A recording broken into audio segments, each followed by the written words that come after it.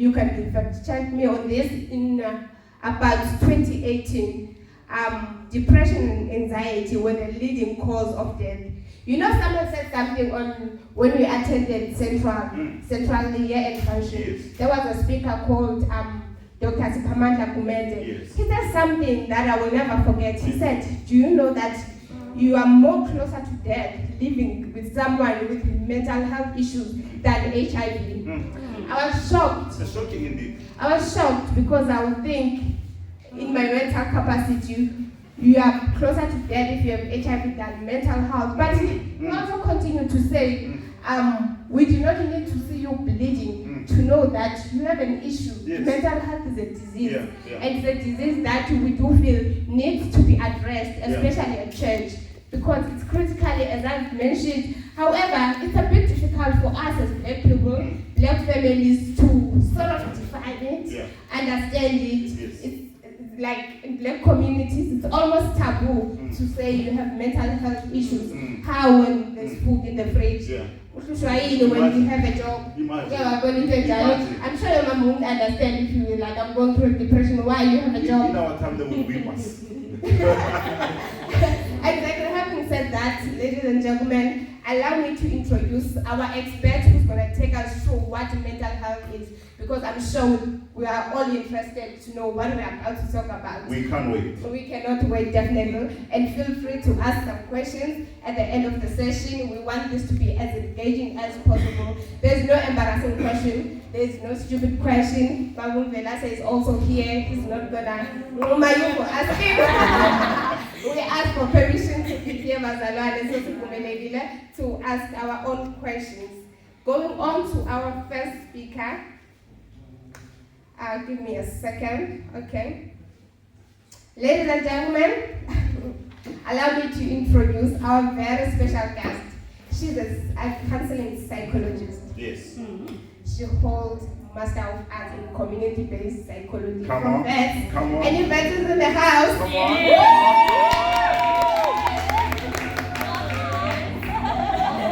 Come on. Of course, she registered with HPCSA and Board of Health Funders. Yes. Wait for it. Oh, Wait come for on. it. There is more. Yeah. She has her own practice. How amazing is that? I'm inspired already. I thought you were I'm there. I thought you were there.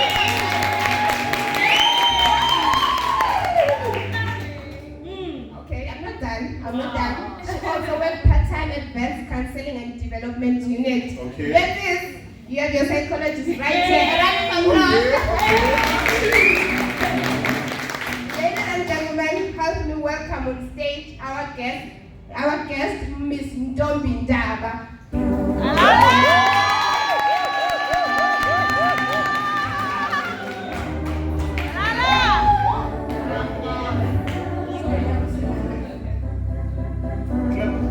Don't be loud.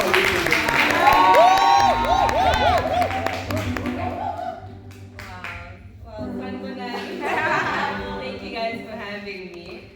Thank you so much for honoring our invite. We appreciate your time. We know you are pressed for time, but we appreciate that you were so patient with us. You were so willing to engage and see our beautiful youth here. We appreciate your time indeed. It's such a great privilege actually to have you in the house. And we know that at the end of the session, I do believe that most of us will go home with something, right? Yeah. Yeah. Can I get a yeah? Yeah. That's what I'm talking about. Thank you so much, Ndomi, for embracing us with your presence, and your expertise will highly help a lot of us. You know, as Bazalwadi, sometimes we not normally like to disclose that we are struggling with something. Hallelujah. You remember there's that thing that maybe our tandas are, or maybe you don't have faith enough. Yeah. But mental issues affect us all, and I thank God for such a space where we are able to open up about it and talk about it and ask questions and be able to gain something and benefit and heal from such. Amen. Yes, I'm really excited. Actually, I did psychology 101 and 102. And one day my aunt called me saying, your cousin failed the subject. Since you are doing a psychology subject, please call and cancel her. I was shocked for days. I'm wondering if you get such a request as a qualified psychologist as well. Like randomly anywhere you go. I mean, but yes. The moment people know that we're psychologists, they really want to then say, oh, by the way, or people think you can read their minds. I'm like, no, I'm saying like so prophet. It's an actual profession, right? So I mean, sometimes you do meet people who then feel more comfortable to share. Yeah. But the funny thing is that sometimes you meet people who don't want to share about their lives because suddenly, you can see their soul and you're gonna judge them. So it's a different approach with different people. But I do want to say that if you ever meet someone who does not have a master's, who has never written a board exam with the HPCSA, that person is not a psychologist. Right? I think sometimes it sends a basic course in something that it's very dangerous to think you're seeing a psychologist when you're not. Yeah. You think you're seeing a doctor, but I don't even know what example to make because I don't want to undermine other careers. But I'm not a doctor, right? Yeah. So I think we also need to hold that in mind to say we can connect as people and help each other out, but that doesn't necessarily mean we're qualified, right? But I do want us to talk today a little bit about how even as an unqualified person, we all have mental health. We all sometimes struggle with mental health issues.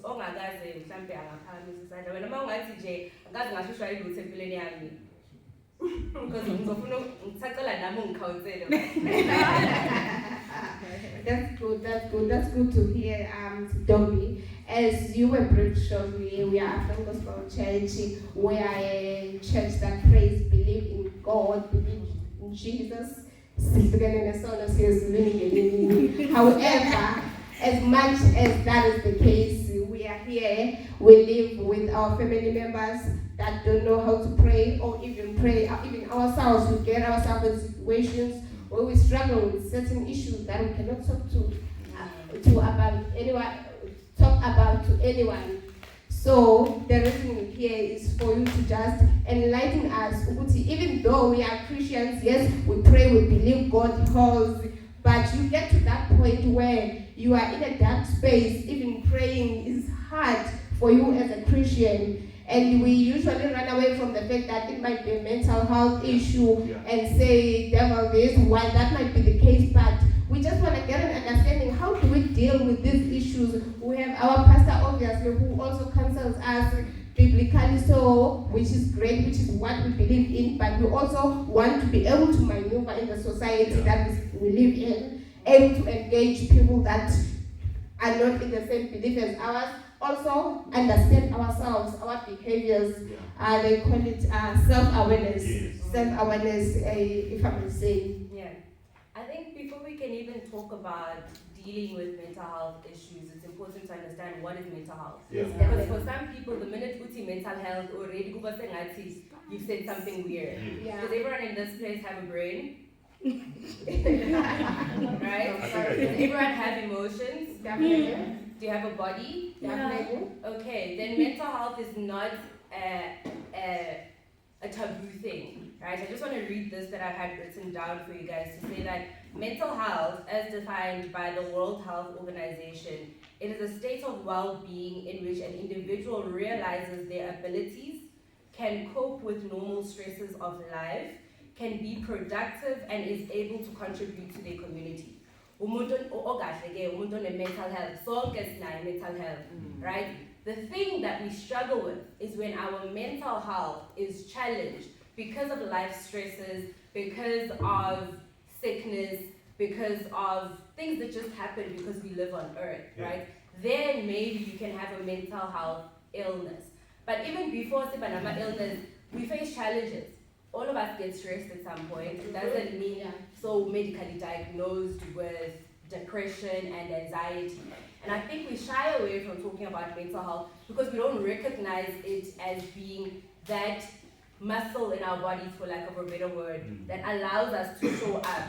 No one can feel it, I'm trying to, because you were able to, right? You were resilient enough. You faced challenges coming here. It wasn't great, right? The circumstances, there were odds stacked against you, but you guys came. That speaks about mental health, right? So I think before we even start thinking about, I want to end my life, let's understand, first of all, that mental health is that thing in you. It is a state of well-being that allows you to recognize your ability, that allows you to cope, that allows you to face challenges, but still be able to contribute to society, still be able to work, right? And as a person, you are a biological being, you are a psychological being, you are a physical being, you are a spiritual being, especially in the context of church, right? So if you think about bio, psycho, social, and then spiritual, all of these are things in your life that either contribute to your mental health and can, on the other side of the coin, affect your mental health. So first of all, you're born into a family with a bloodline. Yeah, definitely. Right? Certain things get passed down, whether arthritis, AIDS is contracted because, it's a blood transferred thing, right? It's not only sexually, but a person who is HIV positive can sleep with someone who's HIV positive, can have a baby who's HIV positive, because biology, right? The same with mental health. If you were maybe born to a mom who was constantly anxious, right? That can be transferred even from you being a fetus in the womb, right? And we don't think about that. We only think about right? But we don't think about the fact that mama had a very traumatic relationship, right? Imagine if you were in a GBV or gender-based harm kind of home space. You're going to not be okay. And because you have hormones, you have genes, that gets passed down. Read a book called The Body Keeps Score. It speaks to the fact that trauma can be transferred. Okay. Right? So that's just the biological side. All right. And then you are also psychological, right? Meaning that nomuntu nengqondo, nendlela yakhe yokucabanga, sina something ebizwa nge-temperament, omunye umntana uzalwa afasi, omunye mhlambe kuba ngathi uthulile. Sometimes it's ufuzo, but sometimes unjalo nje yena, right? And then there's the social aspect, which is the friends that, before even friends, the family, ophila naye ekhaya, right? Mangabe uno mama onje, ubaba onje, abanye bakhuliswe ugogo, all of those home aspects contribute to who you are, right? And then you leave home, you meet friends, right? That's why in adolescence, kuba sengathi yaze yaganga lengane. So uhlangane nabanye abantu estradini ukuthi nabo baphuma emakhayeni abo, and they also contribute to how you make sense of yourself. And then you move from that space into maybe a work environment and so on and so on. So there's the social spaces that you exist in. And then there's the spiritual space, one which is your relationship with God, but your relationship with other people in the church as well. And all of these things can either contribute to you being mentally well, if you're in a healthy environment, or they can contribute to you being mentally unwell. So we're going to just clarify a little bit before we can build up into anything else. It's actually amazing that, the home that you are brought up into, the society that you live in, the school or the people that are around you, the family that you live with, can actually contribute towards that mental health.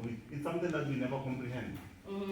I mean, if, for example, I was making this example with a client of mine this week, actually, who didn't realize that they grew up in a traumatic situation. If unomzali or supportive, what does that look like for you? Or maybe one of you guys, what would a supportive home look like? Okay, maybe let's get some answers from the audience. Like, how would you say a supportive environment looks like? Can I get a hand? Maybe somebody who might have it from their perspective before we get it from the expert? Or even an opinion. An opinion. An experience. Okay. I'd say parents supporting career choices. Okay. Parents supporting career choices. Yes. Okay. So here's the funny thing, we always define the word with the word. I want to know what it looks like. Because when I learn the communication, especially my dates, how we all say, I love a person that communicates. But what does that look like? Because support looks different for each person, communication looks different for each person. So what would support look like? If support walked in through the door, what would it look like? I would say support, for me support would look like you don't really understand why I want to be a psychologist, or you don't really agree that's the right choice for me, but you are willing to give me the support that I need. As a parent, you're willing to give me funds or direct me to the right people or connect me with the right networks for me to advance or to satisfy my dream. That would be some sort of kind of support that I would appreciate from a parent. And basically what you said is that support would include you acknowledging that sometimes I don't understand Yes. Or don't agree or don't agree, entirely. but it goes beyond that. It goes to, even though I don't understand, I recognize that this person needs maybe resources, this person needs money, right? But then oftentimes we forget other things, like we have emotional needs, Yeah. right? We have those physical needs, we have financial needs. But I'm pretty sure we all grew up in spaces where, well, the reality for Black people is that we didn't grow up in spaces where all of those needs are met at once. Yeah. For example, you were saying in your intro, Guti, sometimes you are in a home environment that can take care of you physically, right? So, unekhaya, unombhede wakho, awushare no cousin, what do you mean you're struggling? Yeah. Right? Yeah, And then for someone else, maybe they don't have food, but they have love and they have care, right? So depending on the home environment that you grew up in, some spaces can support you in one way, but maybe they don't have the means to support you in another, right? And I don't want anyone to leave here being upset at their parents, because if you look into your own history, chances are your parents were raised in a certain way that influences why they raise you that way. We oftentimes either repeat patterns or in an effort to want to be generational curse breakers, we want to do the opposite. Yeah. But I want to challenge that, because doing the opposite doesn't necessarily mean doing the healthy thing. Because ungamthola umzali ukuthi is not a person who shouts, right? Nowadays we talk about positive parenting. Some parenting. But sometimes not disciplining a child is also not good, Yeah. right? So either end of the extreme is not good. Again, going back to this definition, being a mentally healthy person requires balance and an integration of almost everything. Because if you're focused too much on the biology, what happens to the fact that you're a human being who is social, who is psychological, who does have other people in your life, right? So we can't be extremists. And I think the book of Ecclesiastes speaks about that. I don't know where, but go and read it. To speak about the fact that you can't just be too much of this or too much of that. Everything in your life needs to kind of be taken into consideration. Can I ask, so you mentioned that you might not be getting emotional support, but getting financial support and some sort of support. So I'm wondering, I have a question. I lost my train of thought. Oh, okay, yes, I got it. If I didn't get emotional support, but I'm getting all kinds of support at home, does that necessarily mean I might have mental health issues related to that, or I can just be normal and have a healthy mental state of mind going forward? What do you think, Deborah? I guess, at some point we all have different types of needs. And sometimes, like you are saying, like parents sometimes think like, as long as I've given you financial support, I've taken you to school, I'm giving you enough pocket money, you've got all the things that you need, they think that's enough support that a child might actually need. But what I've come to realize is actually most people suffer because they never had that emotional support. I believe that most of you can attest. But like you are saying, maybe they not necessarily that they don't want to give us emotional support, but it's because they don't know how to actually give that type of a support, because they themselves didn't get that emotional support from their parents. Or maybe the environment that they come from, it was a very tough environment that they didn't actually give whatever emotional support that you needed. Like, for example, sometimes we just look at it like, yeah, but my mother didn't love me, or but my father didn't love me. But have you actually ever went into, but does your father actually know how to actually give you emotional support? Does your mother know how to give you emotional support? Sometimes I think it's good to also put ourselves in their shoes. Not to just be judgmental and say, but my mother did this, but my mother neglected me, but my father this and this and that. I think also on our side, we also need to be understanding in terms of that regard. Yeah, to add on that, again, sorry to cut you off. are you saying that they might not be able to give us the way we want it, or they are thinking that they are giving us a certain support system? I'll make an example about myself. If my grandmother we are teaching, oh, we are going out for riding, she doesn't come and say sorry. She says, can I buy you something nice? Do you want some meat? Do you want some cake? That's the kind of support. So I know she's apologizing. She'll never say, I love you, but I know for a fact she will die for me. You see? So, I do agree with both of you, right? Uguti, it is possible that, so basically this answers the question. Just because someone maybe didn't have their emotional needs met doesn't automatically mean that this person is going to then struggle with mental health issues, right? How do you make sense of children from very harsh environments, and maybe not even because they were abused, but all the time in our schooling system, majority of our top learners, it's always someone from Limpopo who was maybe studying under the most hardest conditions. Maybe my number projector, there was no fancy, like, let's upload this onto an online portal for you to access, right? And that speaks to the fact that you can endure challenges and be resilient, right?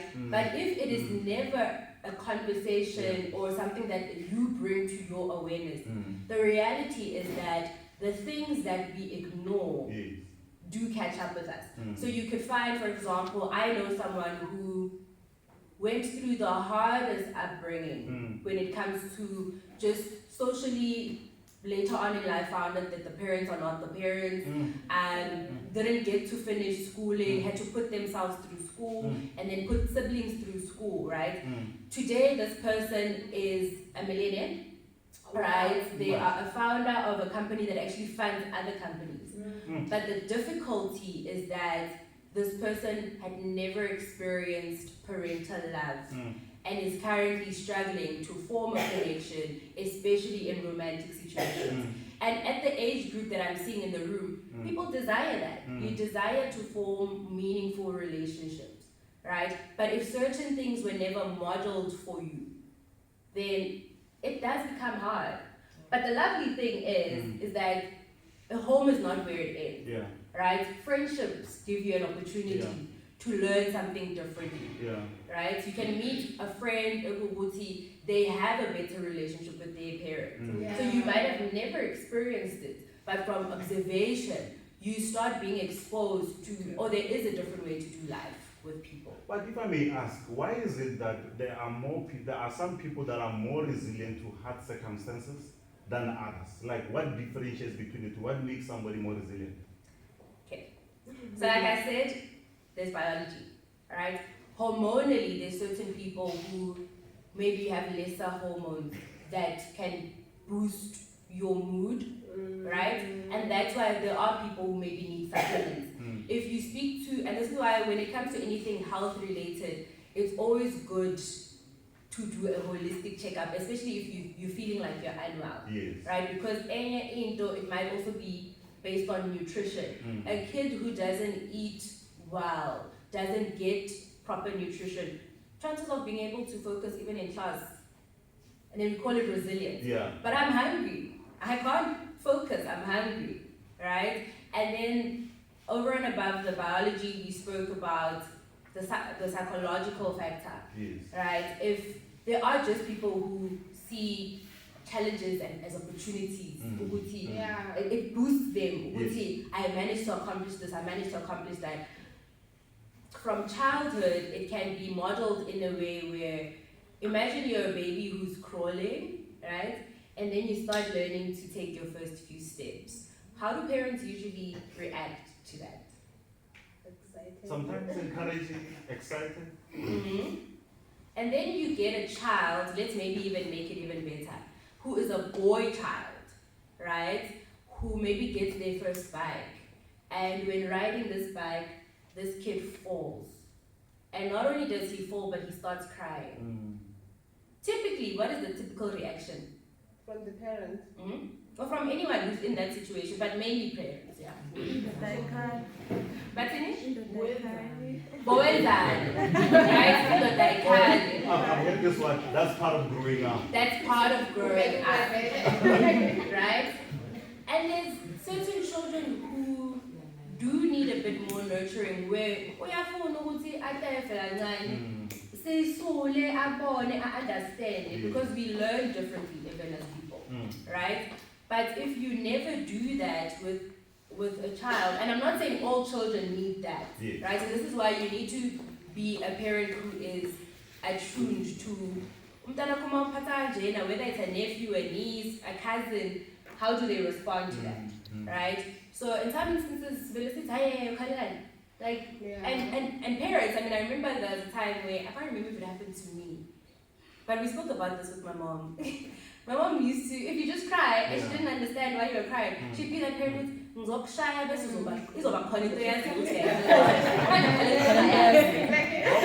right?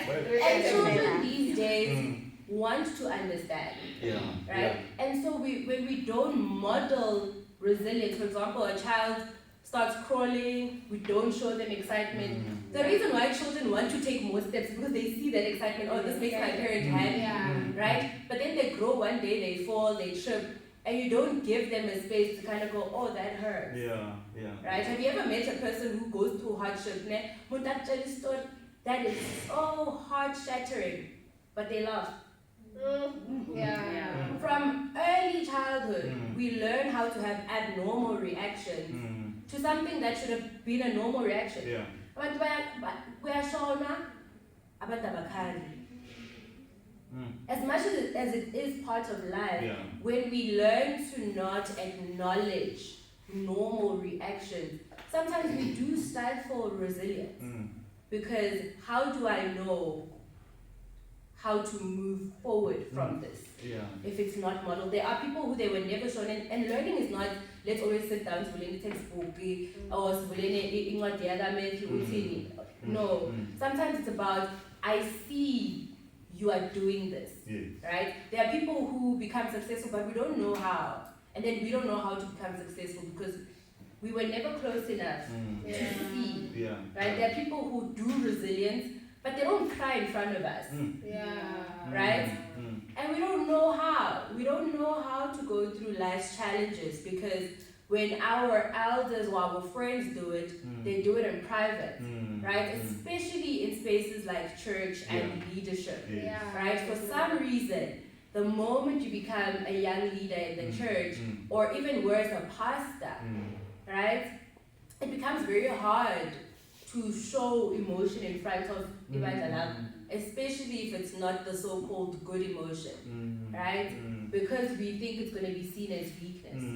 But people need to see you go from struggle to strength to struggle so that they understand the process of resilience. But especially as Christians, we have this idea of, God just took me from glory to glory. No, He's the same God of the valleys as much as He's the God of the mountaintops. But we don't talk about the valleys as Christians. And that's why we don't know how to be resilient. That's part of the stigma that I think as a church we need to break.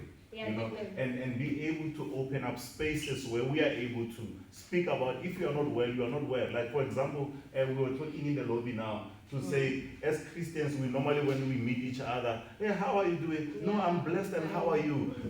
But deep down you know that indeed you are crying, that you would wish, exactly, that you would wish somebody could say it's okay, that you would wish somebody could say, no man, it's okay, we're also going through this, let me pray with you rather. If you can't offer anything else, let me just, lend even an ear to even assist in that. Coming back to your issue that people cry in private, this and that, I do agree with that. We have very bad people, happy people who make everyone happy. When they get inside this room, they lighten it up. But those people, we find out later, they are actually struggling with the mental health issues. How do we actually recognize, how can Deborah recognize that Tapsila, even though Tapsila looks happy, looks excited, her life looks perfect, is actually struggling? Is there something, can we sort of recognize that I don't know if you I catch my think that will drift. help us a lot. Yeah. Yeah. So before I answer your question, it is true that a lot of the people who struggle sometimes don't look like it. Yeah. I don't know if you guys know Yeah. one of the comedians who recently passed on from suicide. Yeah. Does anyone know of him? I think his name is Ebenezer. Right? This man was on a podcast and he spoke about the fact that Nyanshegi is every day. Right? But I'm also telling you guys every day I'm struggling.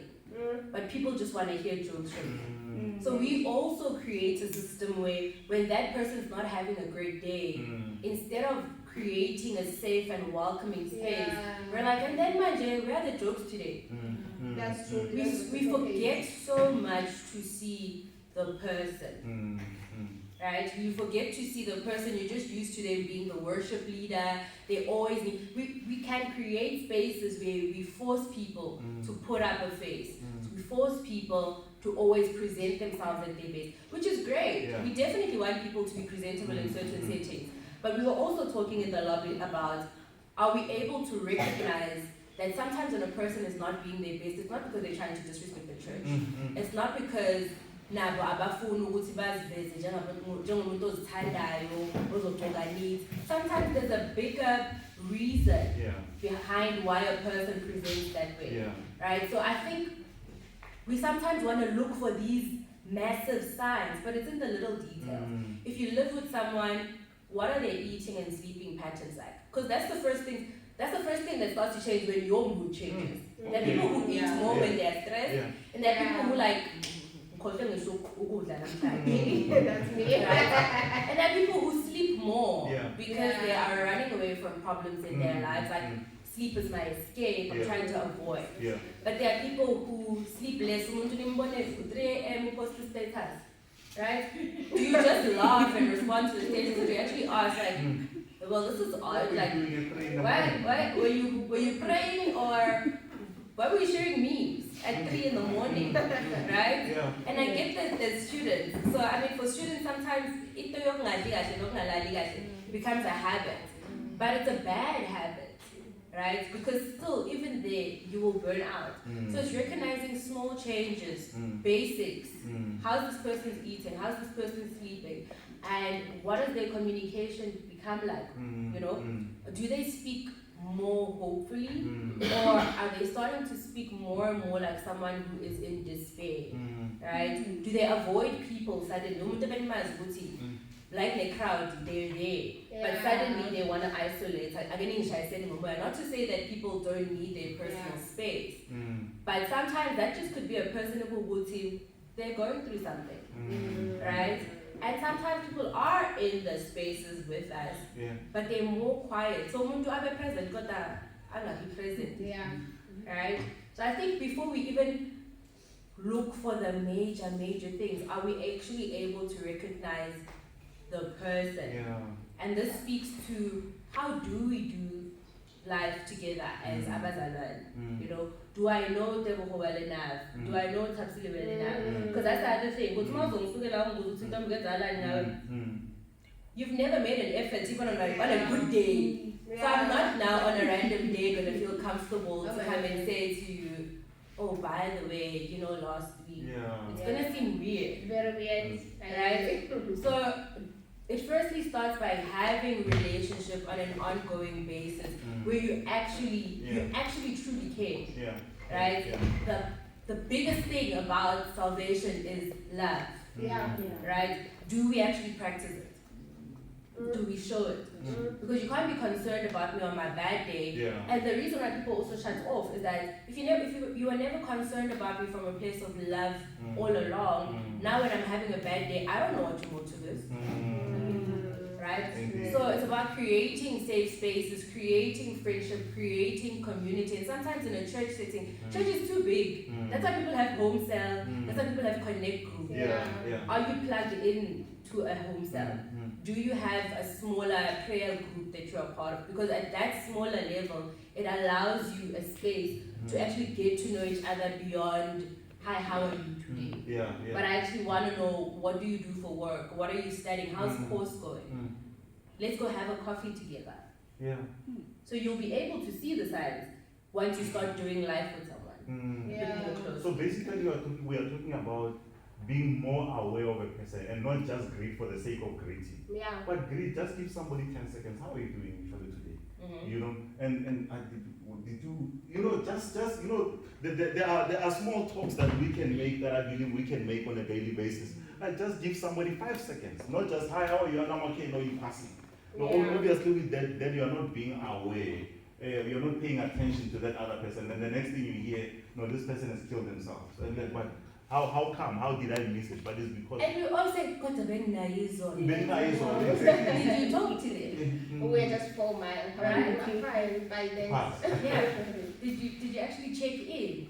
Right. So I also do children's church at church back home, and one of the things that we do before we even talk about guys them understand that which 360, no, we have a check in, right? We'll do check in different ways certain days. So sometimes it will be a thing of, some people don't like talking. Yeah. So we've tried this different thing where, okay, today you're going to tell us your name, because sometimes you have different children who are then visiting. So tell us your name, and instead of telling me how you're feeling, you're gonna act it out, and you're gonna make a sound. And you literally see the kids go, yo, namhlanje. You know, oh, okay, you're tired, Yeah. or are you bored? Yeah. It becomes a conversation, right? As adults, things like that start feeling silly, but we started doing it at work too, as well, for some trainings where let's actually have a check-in where you will act out how you feel and you will put a sound attached to it. The thing is, we also want everyone to have language. Sometimes a person doesn't have language for it, right? So we need to listen to more than just words, Yeah. right? And in the words, let's say we are talking using words, are you actually asking, so the other check-in that we do, sorry, I'm thinking 5 million things. The other check-in that we do when we are being more verbal with each other, instead of saying, how are you, I usually ask them, what has been a highlight of your week? Or what has been a low light of your week? Right? And that helps you to think about, okay, I've had some highs and some lows this week. Here's something that went really, really well, and here's something that didn't go so well. So I think let's go beyond surface level conversations if we really do want to connect with people. Yeah, I do get that part and I do agree. But that's from a perspective, I'm getting to know Tebuko, therefore I can check in on Tebuko, I can see his tendencies. He's no longer coming to church, doesn't pray as much, probably something is wrong. But as myself, going through anxiety, self-diagnosed depression, how do I practically manage this? Because at the end of the day, life has to go on. I have to do my duties. I have to do my deliverables. I have to do my assignments. Like, what do I do? Before we get to that answer, I think it might help us to actually define what is actually stress, what is anxiety, what is depression, so that we are able to differentiate at what stage are you at what, where does it begin, where are we able to now start picking up that now you are at a stage where you actually might be needing help. I think there won't be enough time to go into each, right? But the most important thing is, again, if you remember the initial definition of what mental health is, right? That's when you're at your best, right? When you start seeing those things not connecting so well anymore, that's when you can see, okay, maybe it's not really a red light yet, but maybe I'm there by yellow. Red is like stop, go bed, it's going to be bad. Yellow is like caution, then green is like, yeah, we're good to go. So let's think of it as that, right? When you're at your optimal and at your best, you're there by green, right? Maybe let's talk about what could be some orange, yellow flags. Again, back to basics. What's your eating and sleeping like, right? What are your conversations with people like? Are you more social? Are you more withdrawn? Right? Are you actually even able to concentrate? Because whether it's stress, whether it's anxiety, whether it's depression, they all first attack those areas of your life. Again, they say we depression, say we this big elephant, right? And the reality is that mental health exists on a spectrum or a continuum, where we all could dip a little bit into stress before it becomes anxiety. We could all dip a little bit into sadness before it becomes depression, right? So depression is something that is much bigger, anxiety is something much bigger. But before we even get there, are you able to recognize your own moods, right? Because it can be a thing of so more irritable, so jumpy in certain situations, or I mean, I know with me, when I'm not okay, I'm not a kind driver. Like, I'm just like, okay, you want to go, let's go. But when I'm at my best, I'm just like, you know what? And all of that, right? And stress is not also always a bad thing. Because imagine if you were never stressed about nothing in your life. You wouldn't want to actually meet those deliverables because you would just be so chill, right? So some of these things that we mention, they become so taboo because we make them look like bad things. Stress is not a bad thing. There's good stress and then there's bad stress. Good stress is the kind of stress that actually makes you want to go and do the thing because it matters, right? If nothing ever mattered, you'd never be stressed. Right? If nothing ever mattered, you'd never know if you're happy about it, excited about it, or sad about it. Right? But it is then when the so-called bad emotions, like when I speak about emotions, I say so-called bad or so-called good. For me, emotions are never good or bad, negative or positive. Emotions are indicators, right? Do you call Amalite a dashboard good or bad? No, they're just lights that are there to tell you what's going on with your car. If the lights never came on, you'd never know that now I need a bit more petrol. Now I need to actually change something in the engine. Now I need to add some oil in the car, right? So think about your emotions as these are the things that indicate for me, right? It's the barometer for me to know, Uguti, are things going more well or more bad currently? Because if you're happy, how do you react? It's an actual question. How do you react? How do you know you're happy? Can I get a hand? Somebody? You guys don't know how you know when you're happy. So you're smiling, right? And when you're happy, that means what? Something good has probably happened, right? When you're excited, that means what? You're probably looking forward to something, right? When you're nervous, it means what? Maybe you're waiting on something, you're unsure about something in the future, right? And when you're sad, something has happened. Something that has hurt you. Something has hurt you, something has made you unhappy, right? But then it's when we sit too much in certain emotions, right? When we sit too much in the sadness, right? You overthink it, right? You're not able to move. So emotions, like I said, are meant to indicate. But there are people who act from emotions. Anger is not bad, right? Does it hurt anyone? No. But when I'm angry and I start picking up this bottle and I throw it at someone, that's when it's an issue. It's the same with every other thing where it's okay to be sad, right? But for some people, the sadness becomes so overwhelming, right? That they are unable, like, right? I keep thinking about that thing that has happened. There is no solution for it, right? Now I'm feeling stuck in it. Now all of these changes that are happening are coming from that place of sadness.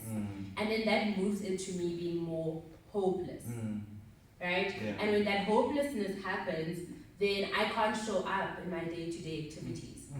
Now I'm trying to say is a day off sick, right? When as in actual fact, I can't get out of bed. I'm not making my bed, I'm not showering.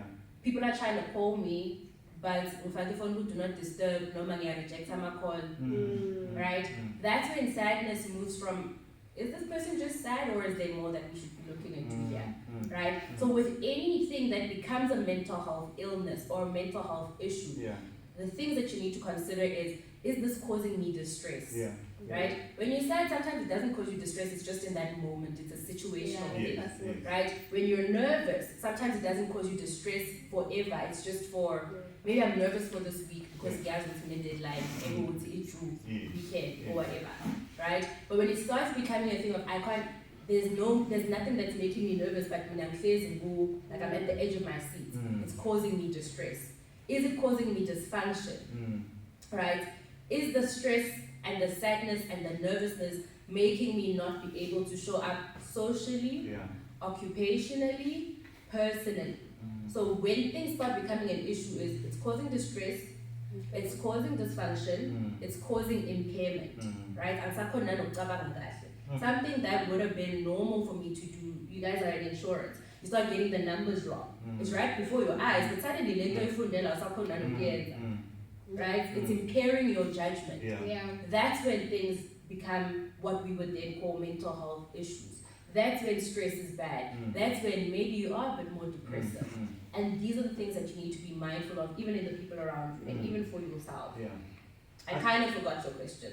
I think going back to her question, I think it basically deals with more of how do we self-introspect? How do we keep ourselves in check, whether we have now crossed the line? And how often should we actually do it? Because sometimes you're not even aware that you are actually dwelling too much in sadness, or you are dwelling too much in pain or disappointment or things like that. That might cause you negative emotions. At what stage should you start realizing that, no, now I need to self-correct? Yeah, how do you manage? I mean, if you have people around you who care, people will tell you firstly.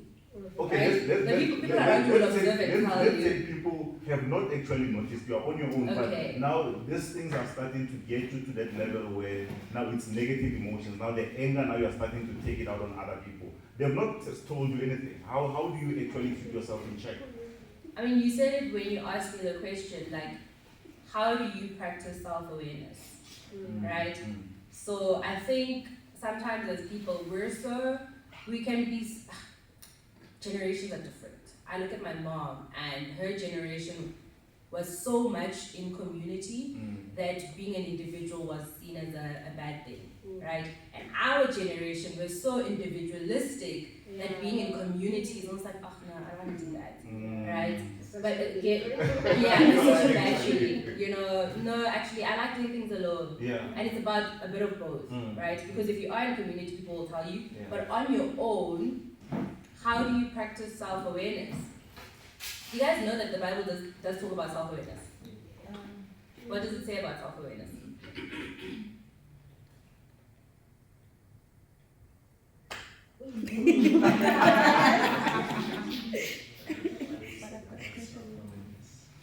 No, sorry, I'm not answering. I've got a question after you. Okay. told us about it. Yeah. Okay. I think the other reason why we struggle in church settings,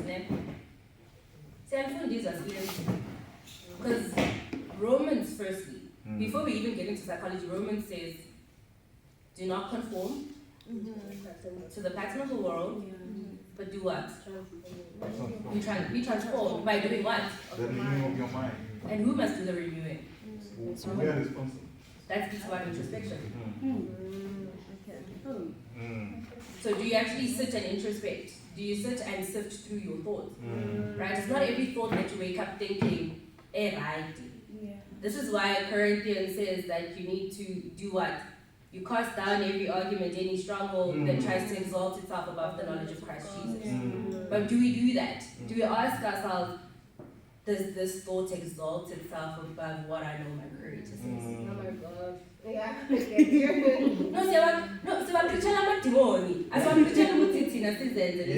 And the word says you do it. Yeah. Even when it comes to other things like God, your heart, who must do it? You. God's not going to come down from heaven and do it for you, right? So we put away so much the fact that even though we can be spiritual beings, we can bring heaven down, we can pray in tongues, ultimately, we have our part to play, right? Yeah. You must do something Yeah. about your life, about your health, about your well-being, right? So self-awareness is something that must be done, right? People do it by journaling. Yeah. People do it by prayer, but sometimes we don't do it by prayer because prayer says but prayer is not meant to change God. God is God.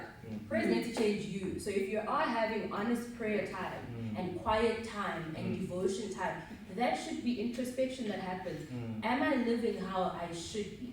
Maybe even besides thinking about glorifying God, because sometimes we become so human that we're carnal in our ways, right? So even before we think about, okay, for the glory of God, For ubuntu nje, are you doing what you need to do? Like imagine uhleli ekhaya, awusavula ama curtains, awusagezi. I think nane journaling ngele. You're not eating. Why I think you're journaling ngele. So I think as people, we really need to be able to be honest with ourselves about our own daily practices. Yeah. Because first of all, it's poor personal hygiene, Yeah. like this. Yeah. Right? It's poor personal hygiene. And it does much for your mental health actually, because the moment you wake up and you're actually able to get out of bed, you might not know it, but your brain is checking a box saying, tick, we did something today. And then you open your curtains, tick, we did something today. And then you open your curtains, vitamin D comes in the form of sunlight. Right? Human beings need sunlight. You open the windows, human beings need oxygen, just for blood flow and oxygen flow into your brain. So those little practices affect our mental health and well-being in bigger ways than we would imagine. That's why the moment you are feeling more depressive, what's the first thing you don't do? You don't want to get out of bed. Yeah. Right? Yeah. What's the second thing you don't do? Yeah. You don't want to talk to people. You don't want to make your bed. You don't want to open your windows. You want it to be dark. You foster that environment that helps you. That it meets you there. You make it like you're accommodator, right? Whereas you're not meant to do that. Don't you think some of those things, the actions that we do under those circumstances, is actually calling for attention to say, I wish someone could notice how I'm feeling? I don't want to say yes. Sometimes it's not attention seeking, right? Because calling for attention is basically saying maybe it's attention seeking, right? Sometimes it's not attention seeking. Sometimes it is hard to get to doing those daily tasks. But is it an alert for somebody who's observing? Yes, it is, right? Somebody who is observing should definitely see it as a sign to say, okay, something is up here, right? But I don't think it's particularly attention seeking. Maybe it's more of, I would call it more a cry for help than attention seeking. Because the moment we say it's seeking attention, already it feels disapproving, already it has a bad connotation to it, right? But when we realize that this is someone who is struggling, this is someone who needs help getting back into the habit of just the daily basic tasks, then not our attitude when we approach someone like that, we realize that I don't think anyone intentionally wants to live that way, in a way that's not good. But the moment we mislabel something, our approach and attitude towards it is going to affect how that person receives the help as well. I guess we might not be the only people that have questions. So I think we're gonna allow the floor. Like if somebody in the floor has a question that you feel you need to be addressed, or you one or two questions, you know. So if you do have a, Well, I had a question, but I think, can I ask? yes, go ahead. But I think, doctor or Udom has already covered it in a way. Because I've been worried that, I don't know, maybe I'm speaking out of ignorance, but with mental health, I think now I feel like we're conforming in a way as the church to the pattern of the world. Okay, I understand okay, I'm speaking out of ignorance mostly. You can correct my thinking. I understand maybe there's clinical issues that I'm not aware of. But I also find we loosely say, mental health issues, but sometimes I feel like, why are we even letting it get to that part? But I'm saying that you've already covered it, where you said you're feeling sad most of the time. But why are you allowing yourself to feel sad most of the time? You'll correct me. Because the word says maybe rejoice always. Like, how do you balance what the word says versus what the world says? Because sometimes I feel like it is when they throw these things at us, or maybe they're discovering new things, I don't know. But basically, how do you balance the word of God? Because if the word of God says, rejoice always. Yes, obviously, you will be sad, but shouldn't you I must rejoice always, like the David were discouraged at some point, but the Bible says he encouraged himself in the Lord, for example. So, but all I'm trying to say with him, I feel like ngathi accept kakhulu manje even izinto ezincane like I'm depressed. I'm making a situation about to like it, but you understand what I'm trying to ask, Uti? How do we balance it with the word? Uti, can I not use the word to pull me out of it? why am I anxious? The Bible says do not be anxious for nothing. For example, yes, we get anxious, but I should remember, okay, uNkulunkulu uthi must be anxious if nginemthwalo engisindayo ngilahlele kuye. You understand what I'm trying to say? Yeah, I think I've said enough. I hear you. Yeah. Right. And I think sometimes the danger with I don't want to say with Christianity is let me think about it. No, you can be blunt because, like I'm saying, I'm probably asking from out of ignorance because in challenge which I don't really. One part of me feels like it's Buzile why you can't do that. Oh, okay. But in the same breath, there are some things that I want to respond to in the sense that in the same Bible, a lot of the Psalms is David being vulnerable with God. Is David acknowledging his emotions with God. So what I want to steer away from is this idea that as Christians, we need to just fara iplasta over our emotions. No, there is room for your emotions with God, right? There is room for your challenge. In fact, acknowledging that helps you to acknowledge and therefore I need God, right? But I think I want us to stay there a bit longer to say, let us allow people to acknowledge their struggles. In fact, let us acknowledge people's struggles. And emotions should not be something that we look at a person and we see them as any less than because they feel and they have moments, right? So I don't know if it feels like the church is conforming. I think in any situation, once there's more awareness around the thing, it's more in your face. Okay. Just because we're starting to know how to label things doesn't mean that they were not there before. I'm pretty sure there are so many of our elders, even grandparents, I've sat down and introspected on my own life where I'm like, we didn't have language for this. But actually what happened for Uso and so, that was a trauma, right? What happened for Usbanban, that was a mental health issue. I'm sure khona umuntu in the room owakhula kunehlanya elikhela mgijimisi. Right? But we didn't have language for the fact that maybe that person was schizophrenic, right? We see people having extreme mood changes. Yes, sometimes they're moody, but they didn't have language for things like bipolar, right? I think now that we have language, we should also have the appropriate resources to approach and care and factor and intervene, right? And sometimes intervention is not umkhuleko pain. Something needs to be done for certain people. For some people it is medical. For some people do need to see a doctor, especially if it's in hormonal imbalance. Some people do need medication. So I'm of the opposite view to you, to say that I find that the church shies away. You were saying that when you feel like the church is conforming, we're allowing this thing to fester, right? It's almost like we're becoming soft Christians in a way, right? Yeah. But my experience, and I think people's experiences can be different, my experience has been that there hasn't been enough conversation.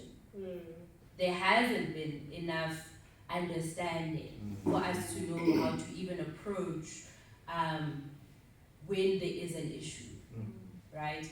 In fact, I think there's too much of the let's shandara and let's pray and let's have all-night prayers, right? But understanding is needed. The word itself says, my people perish because of a lack of knowledge. So if we don't want to understand what's going on, how are we going to intervene? Right? So sometimes, yes, some people do need longer time. And if you know that your patience is a little bit less, let's make room for other people. And I do get you, I do get you that we also don't want to create a space where we allow it to fester. It says, in the mess, right? But sometimes the only way we can get people out of the mess is to be in the mess with them. But then wisdom needs you to know when do I get into the mess, but wisdom also needs you to know when you don't, right? There's many, and there isn't a one-size-fits-all, unfortunately. Yeah. Which is why, especially even in therapy, how I approach someone who's struggling with depression today might not be the same approach for someone who comes in tomorrow who's a different person. People have different socioeconomic factors, people have different backgrounds, there's so many things that affect why you would choose to approach it differently. And I think this is why in a church setting, we need to make room for understanding so that we don't do a blanket approach. Maybe the frustration is coming with the fact that we're approaching everything the same. And sometimes things don't need to be approached the same, right? So there are many instances where Jesus spoke a word and the demons fled. But there are other instances where Jesus had to be in the situation with the person a bit longer, right? There are people who, how do I put this? There are certain things that will require more work for certain people, right? But there are certain people who are able to bounce out of it much quicker. So how it's handled, it will vary, right? But I do think self-awareness is important because then you're able to say, I have capacity and a calling to work with these kind of people, but not these. And it's not to say that you don't want to be a helpful Christian. It means that you also don't want to do more damage than harm, right? And I think in the church setting, we expect everyone to be able to do everything. And it's not. There are mama who do umkulego much better than they do something else, right? And I think this is where self-awareness comes into play to say, do you know what you have capacity and gifting and a calling for? But issues, I think there needs to be a space for it. Maybe the frustration becomes that when we don't create a space for it, it overflows into everything else. For example, there are people who don't have enough prayer time on their own. Then mutabizo ukuthi sicela uzothandazela umnikelo. So sekayenza konke, right? So we need to have space. No, we need to have space and time for different things. Because if we don't have enough prayer time, when we need more word time, we'll be able to have more word time, right? So when we have enough space to talk about mental health issues, it won't filter in and frustrate you when you want the focus to be on something else. Right? We need to have pockets of rooms for different things to happen. Because otherwise then it is going to feel messy, like literally everywhere. And it's so frustrating. I know I take my things to my therapist or whatever else. Right? And you're going to be thinking, so why don't they take it to therapy? Why are they bringing it here? Tonight we're supposed to just talk about the book of Mark. Right? But when we don't create room in safe spaces, for example, sometimes we want to do everything in camp. No, sometimes we might spend another camp that are going to be more focused. So that it does feel like, okay, there's a way forward. We're dealing with stuff and we're moving forward, and we're dealing with stuff and we're moving forward. But when we don't deal and we don't approach things and we don't intervene accordingly, it is going to feel like, it's just splashing everywhere and all of that. I kind of rambled and waffled around. But are you answered? in school. All right. I think for the sake of time, we just want to take one or two questions. Let's just take one. Can we take one, please? Can we take? We can. Let's take two and be push. quick. I think for the sake of your recording, and if there's someone else, yes, we'll keep to time. Yes. But if there is still a bit that needs to, Okay. we can. So I saw a hand from Azile. Okay, I have two questions. So I don't know, should I ask both? You can go ahead. So you spoke a bit about hormonal imbalance being one of the factors contributing to mental health. So I wanted to find out how to differentiate between clinical or pharmacological effects are contributing to your mental health, or you just taking gems from life, like, because you also spoke about emotions being a normal response. It should be stressful because when we have exams, things like that. Now then, how to see if now it has gone too far? Maybe it's a hormonal thing, it's no longer a thing of I'm going through a rough patch. So how to differentiate within yourself and maybe go seek help. Second question is self-sabotage. Like, this is personal. So for me, like the procrastination thing is a big issue now, and it's worrying me because when I grew up, I was always that student. I do think even before the teacher covers it, I've already covered it. Like I've gone in. So now, as I'm growing up, like I am putting things, and I'm aware of it if it's self-sabotage. So how do I tap out of it? Yeah, that's my question. Or any tips for that? All right. Interesting stuff. So firstly, we can't do therapy in an open session like this. So the personalized stuff, maybe we can even have a conversation just shortly afterwards, right? Mainly because I respect your privacy and probably I'd have to ask you certain things and you might not be comfortable in the space, or someone else might listen to it and think it applies to them when it doesn't, because we're different as people, right? But I'll start with your first question around how do we know if it's hormonal or if it's just life-throwing jabs at us? Back to what I said, is it causing distress, dysfunction, impairment, right? And how much? Because when things are persistent and prevalent, you do need maybe other intervention, right? I don't know if your question is more around, is the pharmacological stuff, is the hormonal stuff affecting my mental health? But I'll try to answer it even in my bit of confusion. What can I say? So, the pharmacological stuff, and for pharmacological unknown, or people who are not sure what we mean, it's just saying medication, right? Did I hear you? Yeah, yes. Okay. So most times medication is meant to supplement and help you where your body might be struggling. For example, let's maybe not even make it about mental health. There are women who maybe struggle with, and men actually, who struggle with fertility, right? And they might need medication that will help with that, right? I know especially for ladies that sometimes during your menstrual cycle, right, your mood is affected. And it's not because you just woke up wanting to be a snacks person, but there are people who do use their menstrual cycle as a reason for why they're being moody, when sometimes maybe it's not. But you do maybe tend to be more irritable, maybe something else, whatever. However you experience your menstruals, right? Your hormones during that time in your life are changing, right? For some people, they can self-regulate, and you know that maybe I just need a hot water bottle, I need a warm bath, some Epsom salt, and I'm good. But for other people, they need Nurofen, right? Because when you are in pain, basically your body is disintegrating because you're not having a baby, right? When you are in that amount of pain, of course, it's very easily when somebody comes and ticks you off. Of course, you're not going to be in your best mood, right? It affects and it disrupts your life, and that's just one example. So there are instances where, because of the changes that are happening in your body, you need the more medical assistance just to help you to endure that season or that time. But there are some people who, it's not situational, it's not seasonal.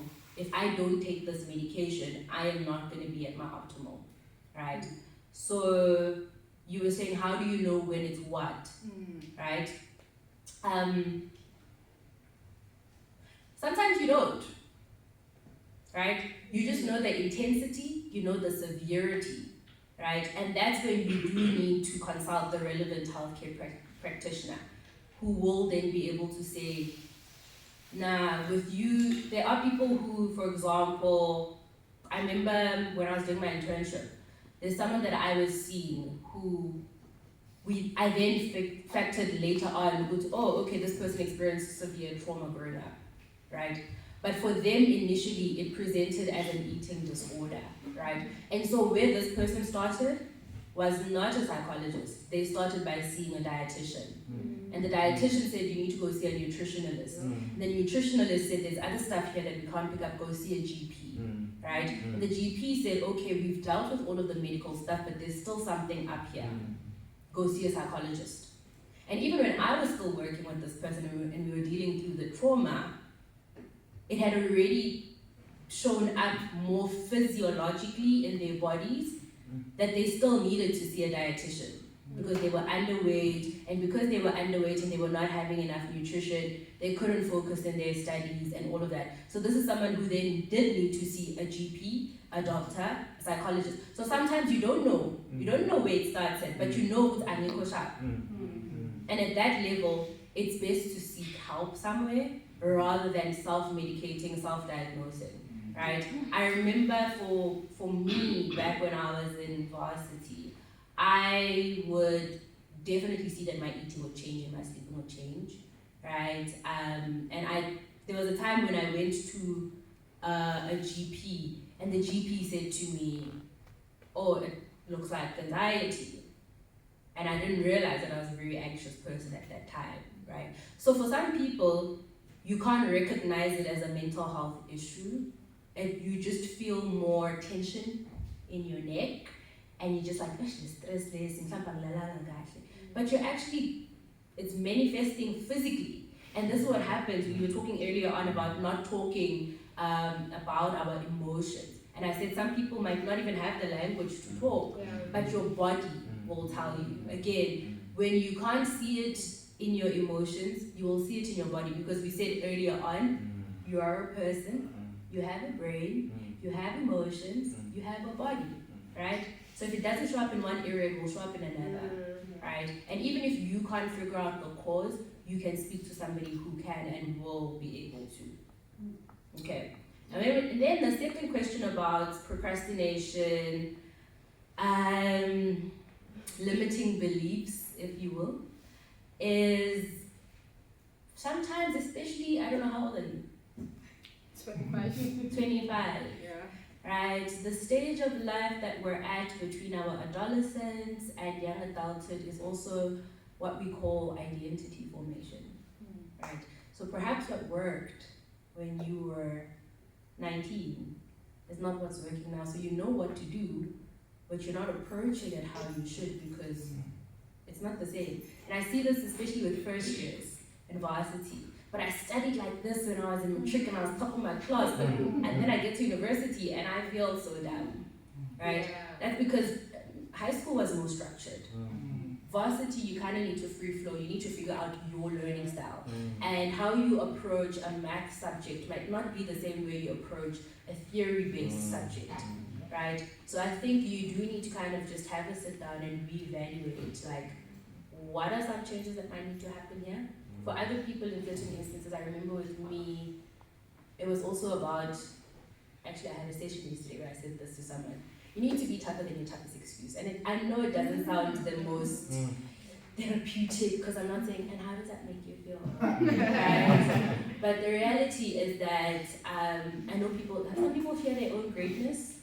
And this is why I'm saying I can't answer you in a group setting, because for you it could be coming from different places. For some people, at the core, their beliefs are influenced by earlier experiences that they had. And now they've made it past some points where people said they wouldn't make it, but now because actually this is uncharted territory, right? So I don't know what it might be for you, right? But there could be something about you that is also feeling like, hey, but I'm not good enough for this. Or I am, but I don't know how to handle it when I am, right? And people often say, I know rappers say this, that it's lonely at the top, right? And when you're also not surrounded by people who understand the experience, whatever it is that you're now procrastinating, they can't pull you out of it. So sometimes it's also good to be surrounded by people who understand that experience. So sometimes we want to be mentored by people who are completely outside of our field. That person could be a good character mentor, but they can probably not be a good career mentor, because they don't know what your career requires, right? So it's good to be past it, but your pastor doesn't understand accounting because they're not an accountant, right? So it's good to also have different people in your life that speak to different spaces of your life and different areas of your life, so that they're able to spot and help you and hold you accountable to certain things, or give you tools and resources for how to, right? But I do think let's have a word before I leave. Thank you so much. I think we're going to take just one last question.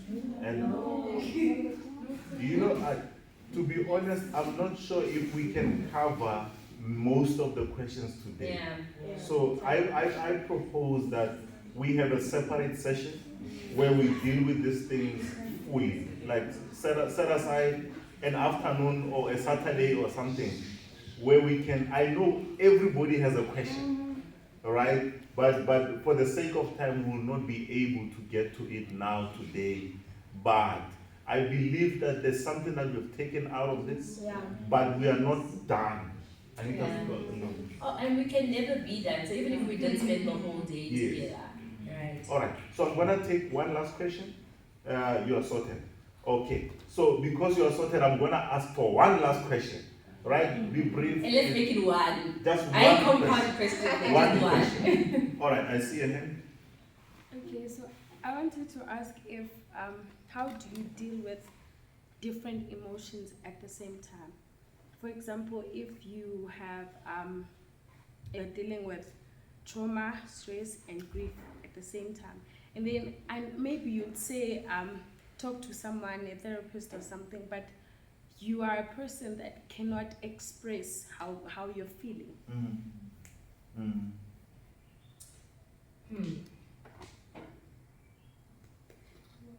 Maybe can we pause that recording? Because it does sound a bit sensitive. Can we pause it? Can we pause